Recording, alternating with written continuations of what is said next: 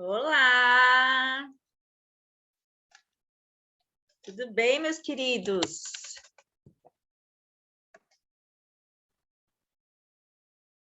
Como estão?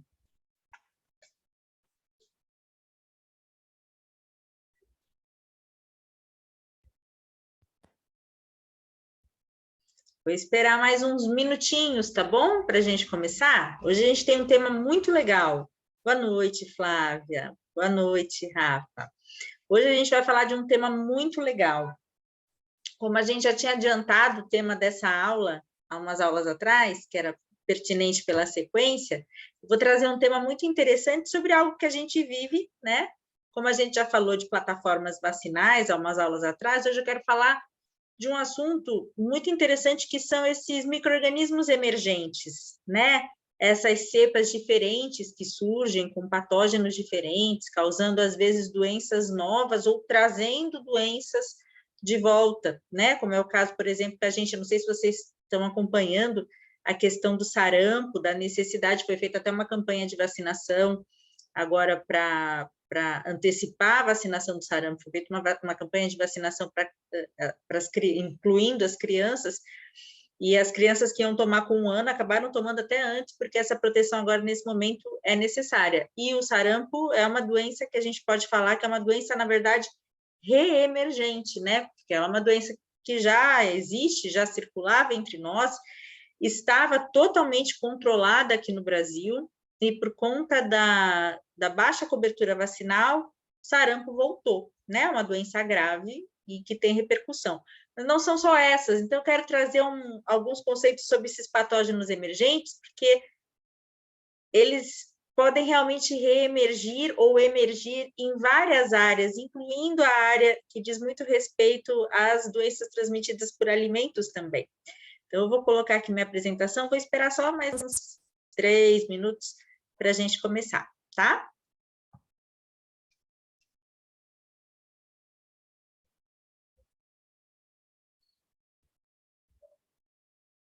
Estamos vendo a minha apresentação?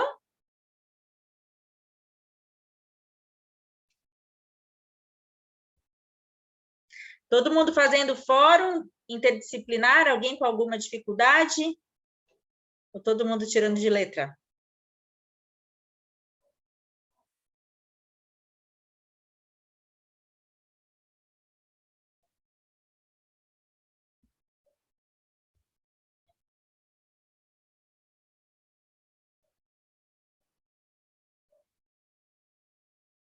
Bom, gente, vamos lá, 2 minutinhos, vamos prestigiar os que estão presentes, né? Então, vamos falar um pouquinho das doenças virais emergentes. Não são só doenças virais que podem emergir, tá? A gente também tem outras doenças causadas por outros patógenos, como, por exemplo, bactérias também, que podem se tornar mais resistentes e de difícil manejo. Mas as doenças virais, elas costumam ser as doenças que têm maior repercussão e que são mais surpreendentes, tá? Eu fiz uma pergunta aqui, uma provocação, né? O que virá depois, né? Porque o que a gente tem? Né? A gente hoje lida com uma doença totalmente nova até dezembro de 2019, e nós ainda estamos lidando com ela. E isso, por incrível que pareça, é algo que eu vou mostrar aqui para vocês, foi previsto, né, pelo Bill Gates. Eu não sei quantos de vocês já viram esse vídeo, eu vou deixar o vídeo aqui na apresentação, vocês conseguem dar um Google nele para assistir. O Bill Gates, ele fez um vídeo em 2015, uma apresentação do TED, aquele TED Talks, Ideas Worth Spreading. Ele fez esse vídeo e ele, no vídeo, falava sobre a iminência de que a qualquer momento você poderia ter uma nova pandemia, né? Uma nova disseminação de micro-organismos. Isso foi muito interessante, porque o anúncio foi feito anos antes. E o que ele fala é absolutamente correto, né, do ponto de vista de previsão. E eu vou falar para vocês um pouco a respeito disso e até assim, o que nos cabe enquanto profissionais de saúde fazer, tá, na nossa escala de atenção. Tá, aqui está o vídeo dele, a próxima epidemia não estamos preparados. Nesse vídeo, ele fala, o vídeo é rapidinho, tem 8 minutos, eu não vou passar aqui para a gente não perder 8 minutos da nossa conversa, né, que é um tempo muito precioso que a gente tem. Mas se vocês colocarem a próxima epidemia, não estamos preparados, TED 2015, vocês acham esse vídeo no YouTube, eu sugiro que vocês, aqueles que ainda não viram, né, que assistam, porque é muito interessante. E ele fala realmente como as autoridades não estão preparadas, não tem um plano de contingência, então como fecha a fronteira, como faz tudo que a gente viu acontecer quando a gente começou a ter os casos de coronavírus. Então, o que fazer em cada situação era ainda uma situação muito misteriosa para as autoridades, e o que ele estava falando em 2015 é que os países precisavam se antecipar a isso, né? Na verdade, ele estava certo.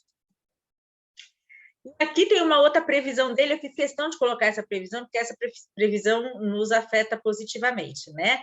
Ele acredita que a redução brusca de casos de Covid vai acontecer em 2022, essa matéria, essa entrevista que ele deu foi de abril de 2021, quando nós já tínhamos vacina, né? Então, ele fez, na verdade, uma previsão baseado na cobertura vacinal, é um pouco do que a gente vê hoje mesmo, né? Uma diminuição bem expressiva do número de casos, muito em decorrência da vacinação. E eu deixo isso aqui, foi uma busca que eu fiz muito rapidamente na internet sobre literatura livros, né, lançamentos falando sobre a pandemia, a próxima pandemia, será que nós estamos preparados para a pandemia? E por que eu coloquei isso? Porque essa aula não é fruto de uma ideia que, vamos falar sobre isso porque eu acho que isso é legal. Na verdade, assim, vamos falar sobre isso porque isso é assunto, né?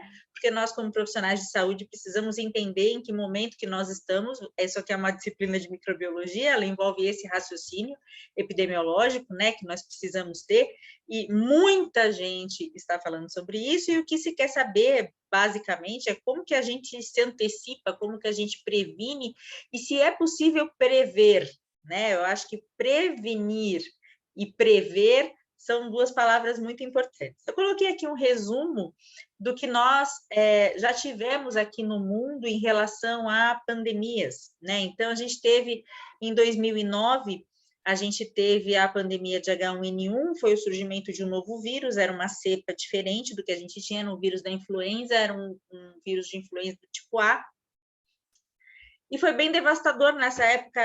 Eu era enfermeira hospitalar e trabalhava com controle de infecção no ambiente hospitalar. Foi realmente muito difícil. Foram muitos casos e alguns óbitos.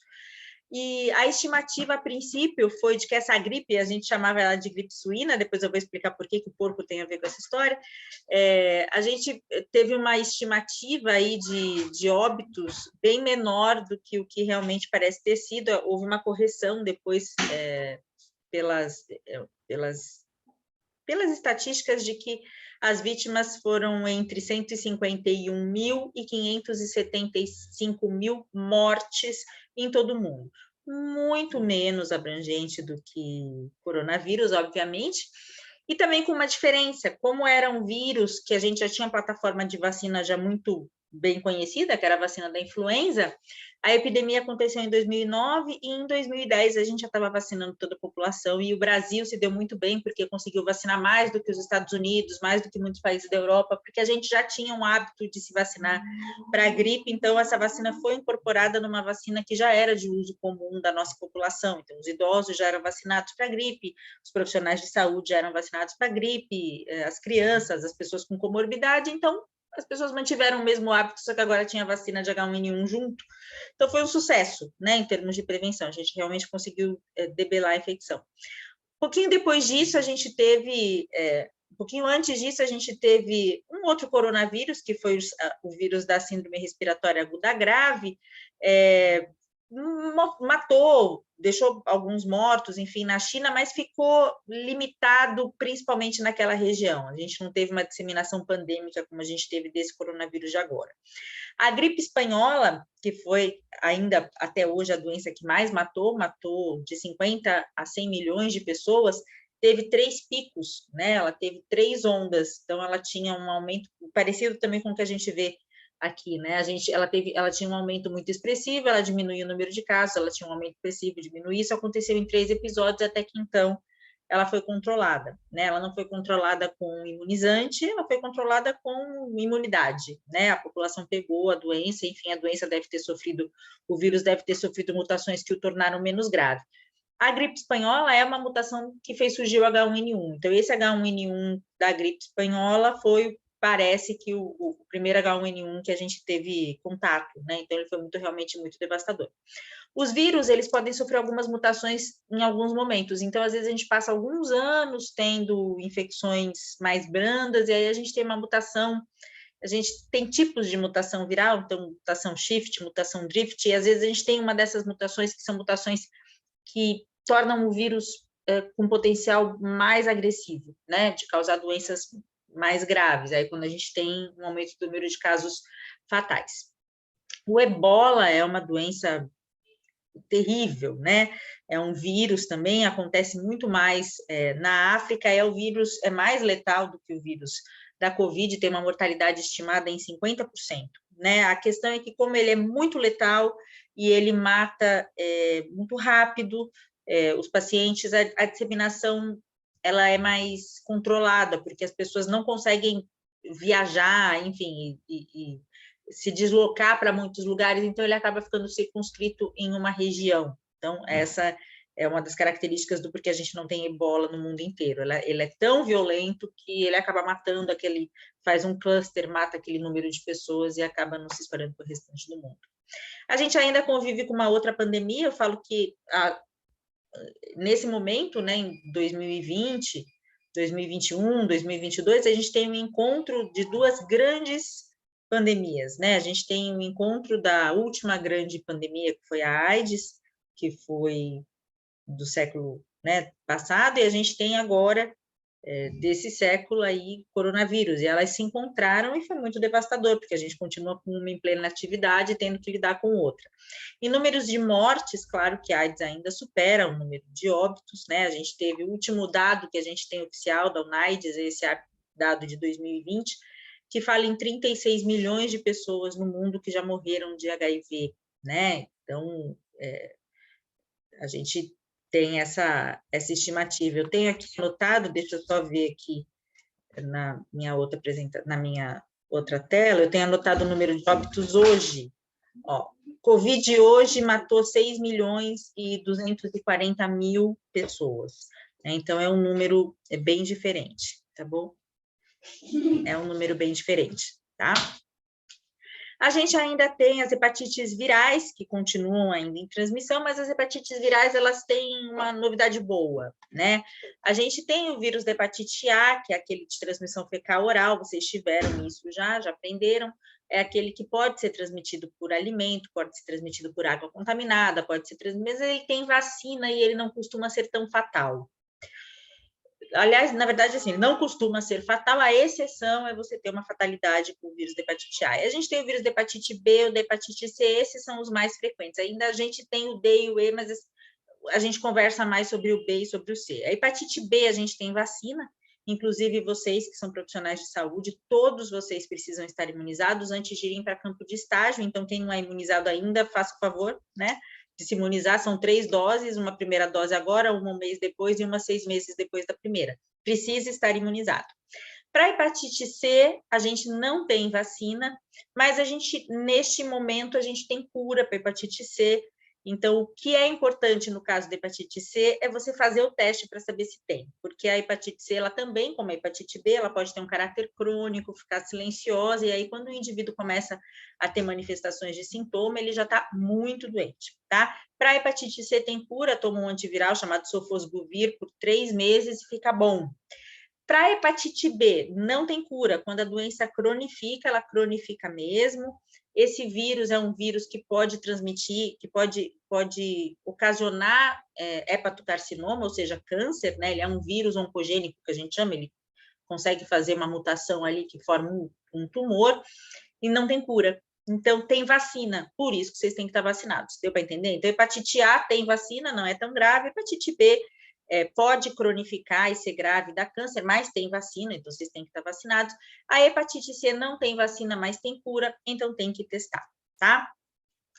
Eu deixo essa foto aqui para a gente ver o que favorece muito né, a disseminação desses patógenos emergentes. Isso aqui são cenários, claro que são cenários na Ásia, né, onde a gente vê que existem mercados públicos onde você tem a comercialização de animais exóticos, de animais silvestres, existe uma interface muito grande, uma íntima relação entre os seres humanos e os animais, numa esfera que nós aqui não temos. Então, é normal que se saiam epidemias e mutações virais, jumps virais de lá. O que é um jump viral? O jump viral é assim, aquele vírus, ele infecta sempre os bichos, então vamos pensar no morcego, tá? Então, aquele vírus infecta sempre o morcego. Então, o morcego, o coronavírus, infectava aquele morcego. Só que o sistema imunológico de todo ser vivo tenta sempre debelar aqueles agentes infecciosos, então, por isso, é da natureza dos vírus irem se recombinando e fazendo mutações ali, serem modificados ao longo do tempo. Então, você dificilmente vai ter um vírus intacto, né, que é o mesmo desde sempre. Então, ele muta, conforme ele vai fazendo cópias dele mesmo, essas cópias vão apresentando mutações aleatórias, até que ele pode se transformar em alguma coisa diferente do que ele era, e quando ele se transforma em alguma coisa diferente do que ele era, ele pode se transformar num vírus que, a partir de agora, consegue encontrar um receptor no ser humano. Então, ele era um vírus exclusivo do animal, mas ele acaba sendo transmitido, sendo possível de ser transmitido para o ser humano. O que impede esses jumps virais de animais para humanos? Principalmente as questões culturais que favorecem esse contato muito, muito próximo. Na minha disciplina, quando eu dou disciplina presencial aqui no curso na verdade, nem é no curso de nutrição. Eu sou enfermeira, eu sou professora de infectologia aqui na universidade também. E na minha aula de infectologia, uma das primeiras aulas que eu dou, eu passo um filme chamado Contágio, que é aquele filme com a Gwyneth Paltrow e umas pessoas famosas, tal, que se passa antes do coronavírus. Mas eu não vou dar spoiler desse filme, mas eu aconselho vocês a assistirem. Ele é um filme muito interessante, por quê? Ele conta a história da transmissão de um agente infeccioso que foi depois descoberto que foi uma transmissão de um animal, foi um jump viral, né, de um animal para uma pessoa, e aquilo causou uma grande pandemia na região, né? Na região não, a pandemia é no mundo, né? Isso causou uma grande pandemia, e você consegue ver muitos aspectos que nós vimos aqui nos tempos nossos aqui de coronavírus lá. Então, a gente tinha uma droga milagrosa, a gente tinha resistência a tratamentos que se mostravam, talvez, a gente tinha adesão a tratamentos que se mostravam ineficazes e resistência a medidas que se mostravam eficazes. A gente teve toda uma corrida para desenvolvimento de uma vacina, a gente teve morte de profissionais de saúde, enfim. É um filme muito interessante do ponto de vista epidemiológico, e ele mostra bastante essa questão do jump viral. Ali também foi um jump viral que aconteceu. Jumps virais sempre aconteceram e provavelmente continuarão acontecendo. E quando eu falei para vocês antes da gripe suína, né, o que o porco tem a ver com isso? É que a gente partilha com o porco receptores para infecções virais, muitos receptores comuns. Então, por isso que a gripe suína passa para a gente, porque a gente tem um receptor comum, tá? Então, a manipulação dos animais precisa ser feito com cuidado, porque você partilha receptores idênticos, e isso pode favorecer realmente você ter essa transmissão, esses jumps virais, quando o vírus passa de um animal para o ser humano. Queria deixar isso aqui, está muito poluído esse slide, eu sei, mas eu precisava dessas informações para vocês, e assim fica gravado na aula, vocês conseguem acessar depois esse estudo, tá? Tem um relatório que foi de agosto do ano passado, feito por uma força-tarefa da Universidade de Harvard, que tentou estimar mais ou menos a questão dos vírus emergentes e das próximas pandemias. Como eu mostrei para vocês, todo mundo fala nisso. Quando vai ser a próxima, o que a gente tem que fazer, como que a gente prevê, como a gente se previne. Então, tem uma força-tarefa lá de saúde, do Instituto de Saúde Global da Universidade de Harvard, e aqui eu coloco um resumo do que essa força-tarefa concluiu e disseminou de informação. Então, primeiro, que realmente existem milhares de vírus que são desconhecidos e que são potenciais ameaças. Então, não é porque a gente nunca ouviu falar que esse vírus foi criado em laboratório, existem vírus que são vírus que circulam e que nós simplesmente não conhecemos. As recomendações para combater uma nova disseminação viral são principalmente investir em meio ambiente, isso é uma coisa interessante, porque a gente às vezes desvincula a questão da saúde ambiental com a saúde física, né? E as coisas são extremamente vinculadas. Então, muitas dessas zoonoses, por exemplo, como dengue, chikungunya, zika, febre amarela, malária, doença de Chagas, enfim, ela diz muito respeito a você ter invadido locais onde você acabou chegando no habitat daquele inseto, daquele vetor, tá? Então, é importante que a gente faça uma conservação florestal, mudar práticas culturais, como eu disse, né, na questão da China, ali da Ásia, não só da China, mas desses mercados, dessa manipulação dos animais, restringir consumo de animal silvestre e você ter também um aumento de vigilância e um incentivo à vacinação, né? Nunca, jamais, a gente poderia passar por um momento neste momento, no meio de uma pandemia, de descrédito em relação a medidas que são efetivas mesmo, né? Como é o caso da vacinação. O levantamento feito por Harvard mostra que são gastos menos de 4 bilhões por ano, né, em atividades de conservação da natureza, enquanto que a Covid já deu um prejuízo de 4 trilhões para o mundo, né, para o Produto Interno Bruto Global. Essa força-tarefa tenta prever aonde que surgirá uma nova pandemia. Veja que a gente nem saiu dessa, a gente já está falando na nova. E, claro, que as partes mais críticas são o leste da África, o sul da Ásia e da Ásia Oriental. A melhor forma de evitar novos vírus é a vigilância e monitorar não só os animais, mas também essas viroses que já existem. E eu vou dar o exemplo que eu já dei lá no início da nossa aula, que é dar o exemplo do sarampo, né? A Rafaela está falando que na cidade que ela nasceu está tendo um surto de dengue. Então, vamos conversar sobre isso também, tá? A vigilância das doenças que já existem, dessa subida de casos. A Rafa está falando da história da dengue na saúde. Rafa, depois bota aqui que cidade que você é, tá? De repente você é da mesma que eu, porque aqui também está uma loucura. Fica até difícil da gente saber, porque a gente tem dengue, tem zika e tem chikungunya, e muitas vezes elas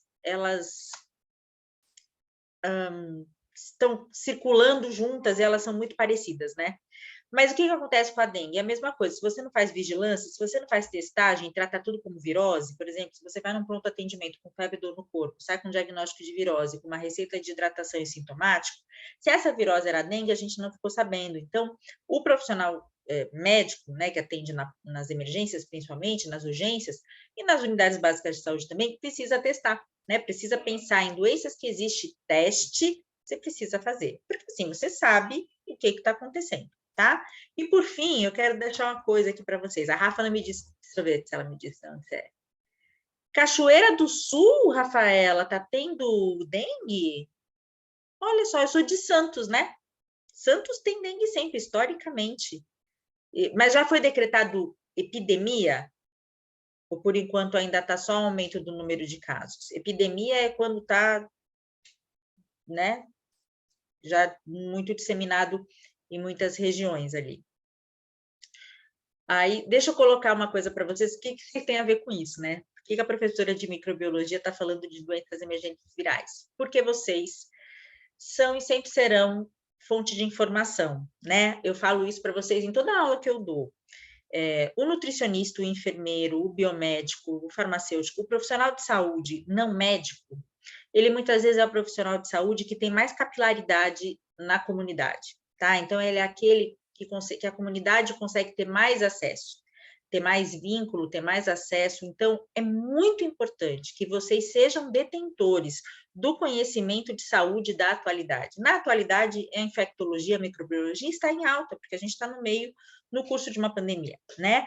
Então, vocês precisam saber. Então, o que vocês têm a ver com isso? Primeiro, vocês são responsáveis por vigilância em saúde, seja onde vocês trabalharem, no ambulatório da universidade, fazendo estágio, num hospital, vocês observam pacientes e vocês podem ser um radar para entender que está acontecendo um maior número de casos de determinado agravo. E aí, além disso, vocês, depois de formados, podem trabalhar na vigilância epidemiológica do município de vocês e serem efetivamente profissionais que trabalham com vigilância em saúde, né? Educação em saúde é fundamental. Todo profissional de saúde é um educador. Então, eduque, incentive, fale, oriente, você é um educador, tá? Incentiva a vacinação. Quando a gente teve aula de vacina, a gente falou sobre isso, né? Não se prive desse seu direito e desse seu dever de ser um instrumento formador de opinião para o bem. Uso efetivo de medidas de precaução e isolamento. Lembra que a gente teve uma aula, que foi até essa aula que eu adiantei aqui, que seria, que poderia ter sido hoje no cronograma, que era como que os germes se disseminam.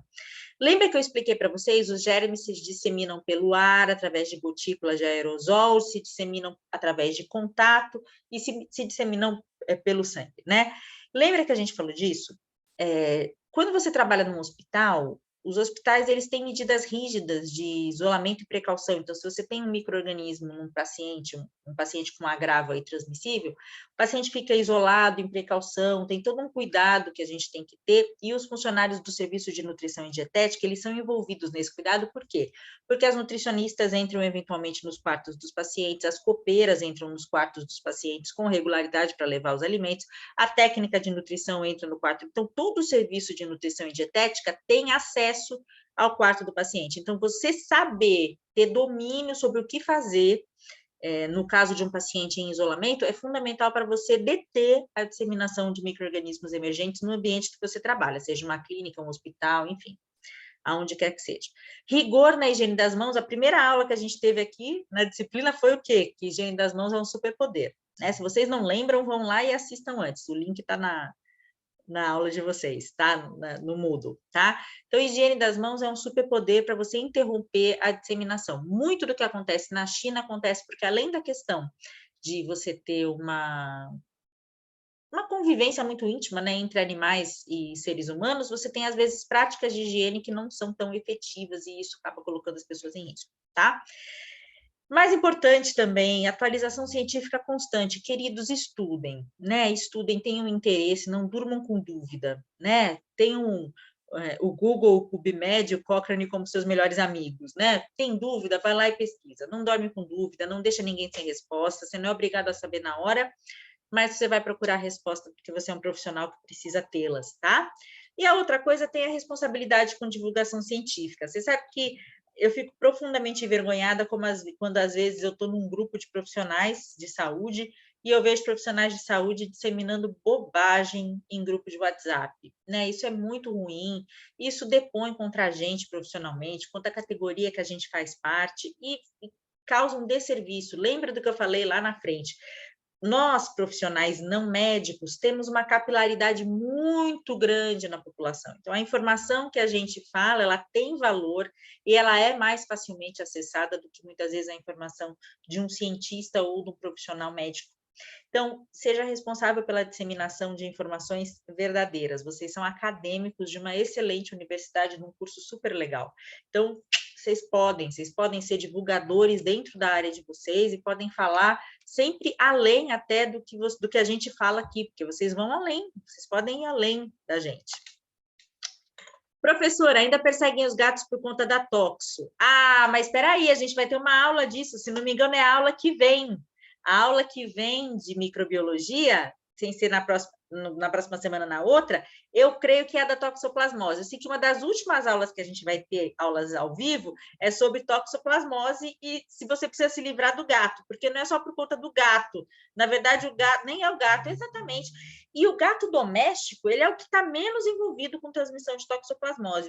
O gato de rua é o gato que pode se contaminar se ele ingerir um animalzinho que tem a forma, né, de toxoplasma. Então, o gato de casa que come ração Royal Canin vai pegar toxoplasmose como? Né? Eu vou dar uma aula sobre isso, mas tem videoaula sobre toxoplasmose, eu acho que está nos extras, né? Ali naquele material Saiba Mais.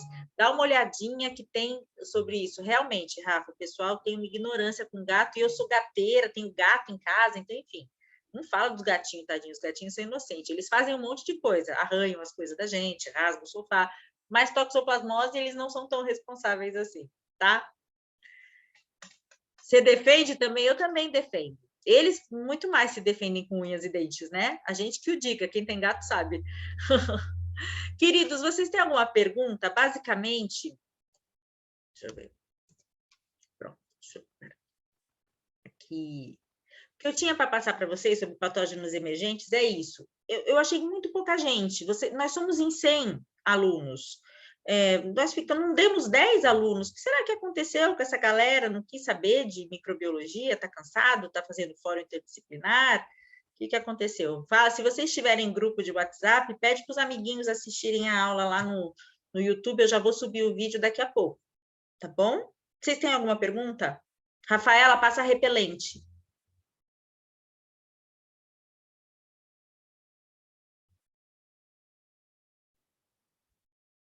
Nenhuma pergunta?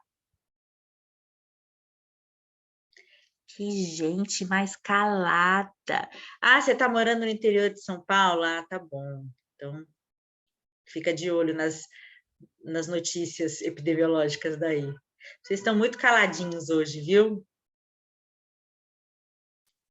Então, fala para o restante que não pegou dengue passar repelente. Dengue a gente pode pegar até 4 vezes. A gente pega uma vez para cada sorotipo, né? São 4 sorotipos, então a gente pega uma vez, pode pegar outra. Que normalmente, num surto, quando a gente tem muitos casos de dengue, normalmente a gente tem muitos casos por um mesmo sorotipo. Então, é por isso que a gente, às vezes, pega uma dengue só em cada temporada. Mas ninguém está livre. Se tiver 2 vírus circulando, você pode pegar dengue 2 vezes. É uma coisa tenebrosa, né? Se é gestante, tem que passar repelente muito bem. Isso aí, não pode pegar nem dengue, nem zika, nem coisa nenhuma que a gente não quer. Quantas semanas, Rafa?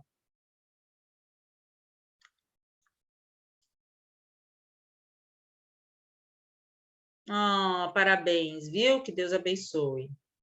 Queridos, então vou me despedir de vocês. Se vocês tiverem alguma dúvida, me mandem no chat, tá bom? Falem para os amiguinhos para assistirem essa aula, porque esse conhecimento é muito bom, tá bom? Beijo para vocês. Thaís, você está muito quietinha. Beijo para vocês. Boa noite.